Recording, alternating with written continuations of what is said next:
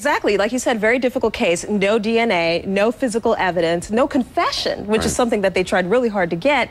And like you said, you know, to rely on a jailhouse snitch, the jury, I think, is going to have a really hard time determining their credibility. One of the things that it brought to the fore was this whole issue of sexual harassment in the workplace and what it means. And I think, Rochelle, we've come a long way from 1991. I mean, it's possible. I mean, the evidence is very overwhelming. This is something that occurred back in August in Sweden. 2 women alleged that he raped them.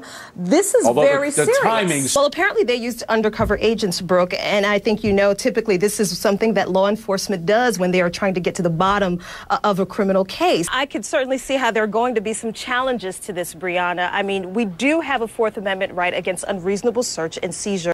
I'm not surprised. I mean, the evidence here was overwhelming. This is a licensed professional who ought to know what to do with respect to administering something like propofol. It is done in a hospital setting, and the patient must be monitored. So the fact that he ever even introduced this to Michael Jackson is really, really horrific. Yeah. Well, I don't know if he's broke, but it may be that he's looking down the line and saying, you know what, I have no money coming in, I better get it together. After all, the drugs, the women, that costs money. It's not cheap.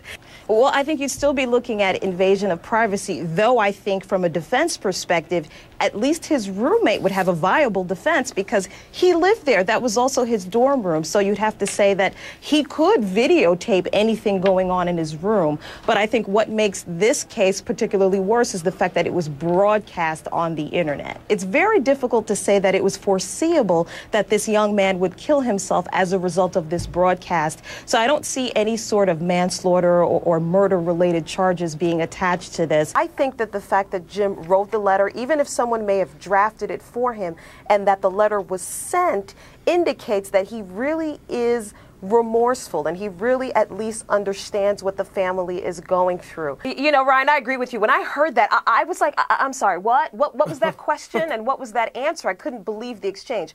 I think that oftentimes when you're an attorney, you're preparing for trial.